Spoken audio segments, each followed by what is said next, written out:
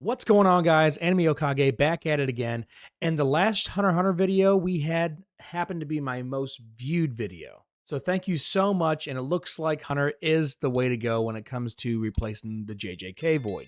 Today, we're going to be diving into Hunter x Hunter chapter 402 titled The Plan to Kill a Kakine Prince. This chapter is absolutely packed with so much dialogue.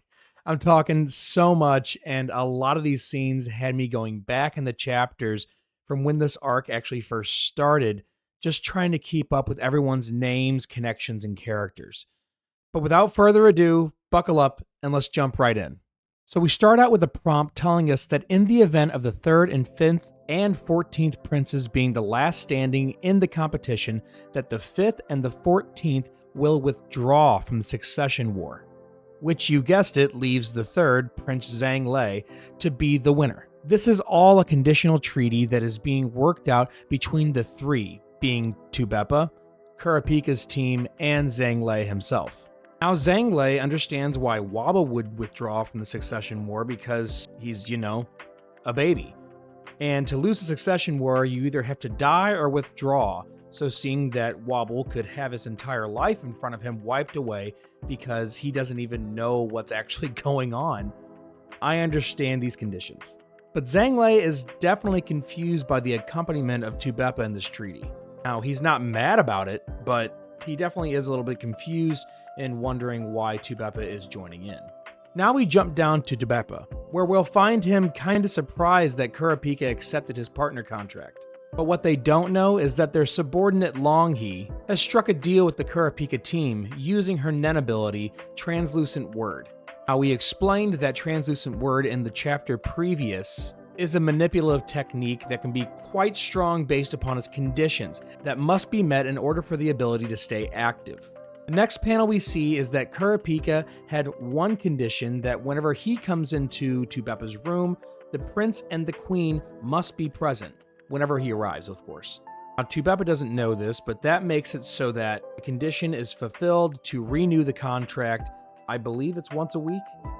It might be every 2 weeks, but I think it's once a week. That is the condition that needs to be enacted for the Translucent Word contract to stay active. Along with the Queen and the Prince being in the room, Zhang Lei's private guard, who will be in tow to make sure that all the info gets back to Zhang Lei and doesn't get misconstrued or misinterpreted by anyone else. We also see that Benjamin's main man, Rihan, is listening closely to this development.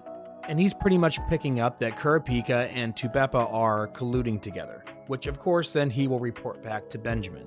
Now, as we cut away from Tuberpa back to Zhang Lei, he is rewarding his guard 1040, I think it's 1040 sounds good, and I also don't trust myself to get the pronunciation correct, so I'm just going to slap 1040 on him and call it a day. Zhang Lei informs 1040 that he needs to keep the coin on him at all times because it is good and gives him good fortune. For everyone that doesn't know about Zhang Lei, he has a Nen beast in the form of like this giant sundial looking thing, and it spits out a coin that he uses as a gift or like currency to give his men or anyone that he wants under his thumb. Apparently, he doesn't know as much about these coins as the rest of us do, that being absolutely nothing. After that little back and forth, we switch back over to Tuberpa, who is mulling over the thought that Tserriednich did not show up to his banquet with him, and so he can only assume that an alliance must not be on his mind, or at least not his priority at the moment. This is when we see that Tuberpa is not ignorant to the imminent threat of Rihan being in the room with him. Tuberpa asks his private guard to please keep in mind how close they can get to Chorei's side of the First Prince's guard. I'm not sure who Chorai is or if it's a typo in the scans, but we're moving on to more important matter at hand.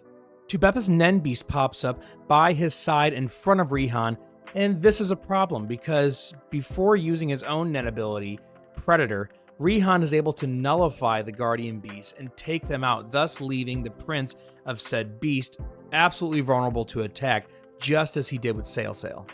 Tuberpa couldn't see that his Nen Beast appeared, but when Rihan noticed it, he says that it appeared right as he was signing the treaty.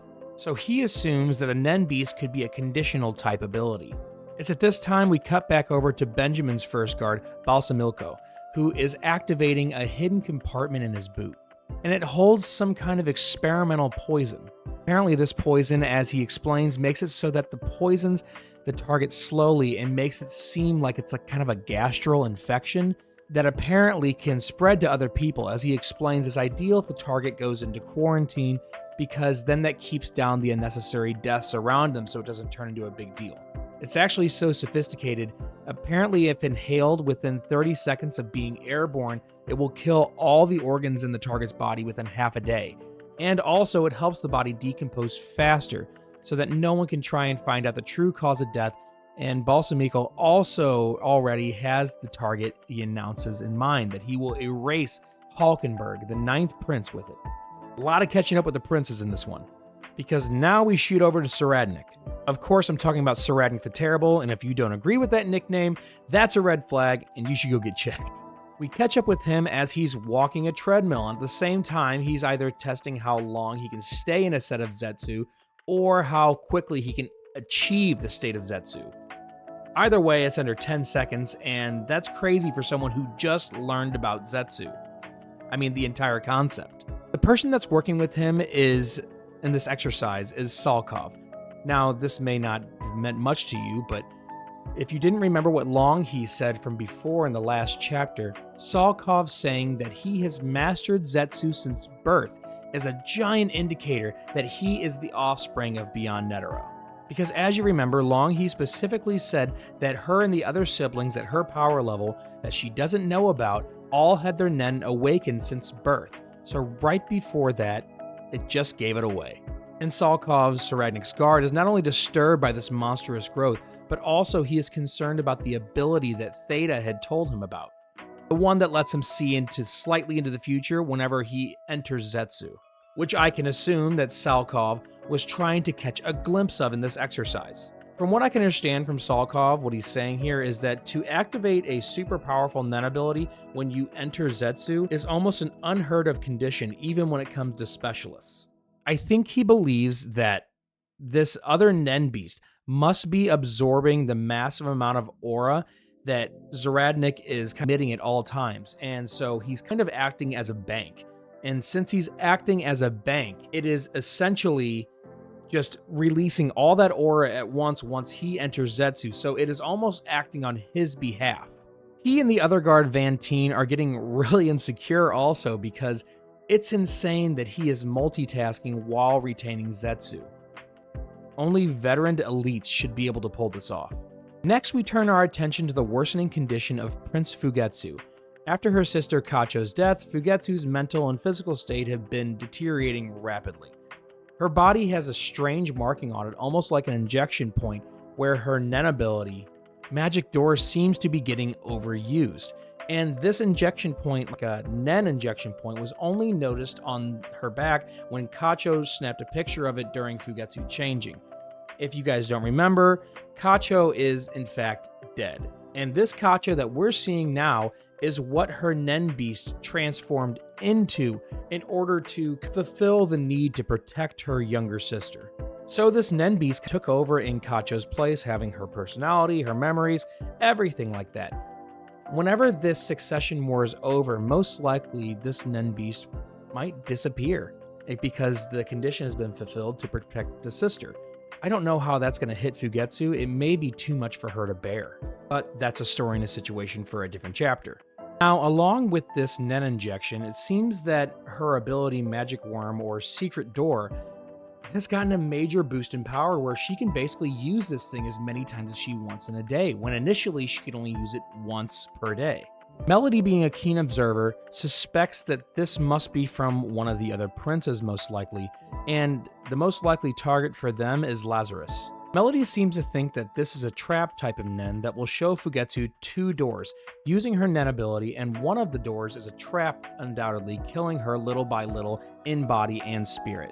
And like I said before, Melody believes that the origination point of this Nen trap or Nen ability is Luzurus. With Fugetsu rapidly declining, her allies need to move quickly if they want to save her. Now we move on to the plan against Luzurus. Kaiser, who works for the Justice Bureau, has a soft spot for Melody and agrees to help. They craft fake letters, making it look like they're from Fugetsu's deceased sister, Kacho. And this allows Fugetsu to get into the room with these other princes. And if you didn't know it, magic worm or secret door, as long as she has entered the room at one point or entered some place in her lifetime, she can then access that point again with secret door whenever she wants, or at least once a day if she was using it healthily. Now, these letters that are giving her access to all the rooms are also filled with secret information that is giving Fugetsu the upper hand by throwing chaos and disorientation to the other princes, making them possibly battle against each other or showing each other their weaknesses. Now, the whole plan with Luzurus is they're trying to make it so that they can go and knock out Luzurus with Melody's ability, put him to sleep, and then they want to bring him out to the lifeboats, which Fugetsu already has a door to the lifeboats as well. If they bring Luzurus out there into the lifeboats and push him far enough to the outside, or maybe even enact a heart attack, either the Black Whale's conditions will kick in that killed Kacho before, or they can kill Luzurus themselves and then claim it was because of the barrier that killed Kacho before. Since Kacho's death, everyone knows that this is a matter-of-fact condition that will kill any prince who tries to physically escape the Succession War.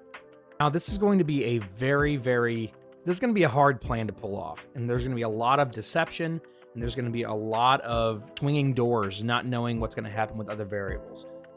But if they can pull this off, it is the best opportunity to kill off Luzurus and heal Fugetsu, potentially, because they don't actually know if it's Luzurus yet. They're suspecting. But also, if they get rid of the prince, great. But this plan allows for the most washing of the hands, because it can easily be knocked off as him trying to leave, and it would give them the highest probability of not being called out for this. Now, the other bad thing about this is that it all hinges on Fugetsu's ability to use Magic Worm or Secret Door. If her state keeps worsening, she may never even be able to get the chance to use her technique because she is so deteriorated and so worn down. So they need to act fast and make this a very, very quick plan. There's not a lot of time to wait for the perfect moment. Now, Kaiser's involvement in this whole plan is very, very critical here. It says Justice Bureau status allows him to access the princes that would be otherwise impossible to get to. And since Kaiser has the hots for Melody, which is also very suspicious, especially post-Sonata. So you can see Melody. It's plain to see most people would not have the hots for Melody right now. But it's absolutely crucial that Kaiser's involved in this, and it's very lucky on Fugetsu and Melody's part, because without Kaiser, her trying to visit the other rooms and just by themselves would be very suspicious, and they most likely would not allow them to enter the rooms. But the Justice Bureau gives them enough of a disguise and a cover saying, don't worry, this is all official business. And the first room they plan to get access to is, of course, the first Prince Benjamin. So they gain access to the room, and due to Kaiser and the fake letter, Benjamin sees a bunch of Nen ghosts that are attached and haunting Fugetsu. And before he knows it, they're expelled away from her by his own Nen beast that he can't see do it. And since he can't see, I'm sure that he's just like, cool, weird ghosts went away. That's awesome, because that was going to be a threat. But it's his own Nen beast to thank, looking out for him. So I'm sure that it'll come out in the future that his Nen beast is protecting him from a lot of different things, and that's going to be one of its main abilities, is expelling or nullifying other abilities around them. But as soon as we see that Fugetsu gives the letter and walks away, all the ghosts reappear on her once more. Apparently, Kaiser has had the plan with these letters all along, not to mention just creating doorways, but also the secret information bombs that I talked about earlier. Time out, sorry. Before I go any further, I want to point out that I forgot to add in how we even get to this next character, Bosho, as we are going back and forth to all the different princes and handing them all their letters. We end up at Luzurus's room, and Luzurus has Bosho as one of his guards. Whenever Luzurus gets handed his letter, he reads it and then immediately hands it back to Kaiser, saying that Kaiser probably has the more use for this letter, and it's probably in better hands with him. This puts Luzurus on the defensive, saying that he needs to watch out from now on, whatever the contents were of the letter. So just putting that out there before the video continues. Sorry. This is when we get to see a little bit of action from Bosho, and it's been a long time since we've seen him, but his power is just as impressive as always. If you remember from a long time ago, Bosho has a really broken nen ability where he can make anything that he writes in a haiku into reality. The better the haiku, the more powerful the nen ability will be. He hands her a written haiku about healing light in order to try and keep the nen curses off of her. For now, but it's only a band-aid. It doesn't solve the root cause of why these things are attacking or attaching themselves to her. Meanwhile, Kurapika tries to contain the bloodshed, but the situation is spiraling out of control, and his goal is to protect Prince Wobble, but as more princes make their moves, it's becoming harder to keep everyone safe. We also get a new layer of mystery surrounding Prince Hulkenberg, with the hints that he might be the son of Beyond Netero, which would make him the only actual royalty connected to the Netero bloodline, and make him the ace in the hole that Beyond planted long ago. If true, this would have massive implications for the rest of the Succession War. Hulkenberg, already a formidable player, would suddenly become a key figure in this entire giant story. But that's all for Chapter 402. Thank you all so much for coming out, and thank you for watching these videos, and thank you for boosting it up little by little each week. We're going to make a big channel out of this someday, and I can't do it without you guys. So, thank you so much for coming out. See you later.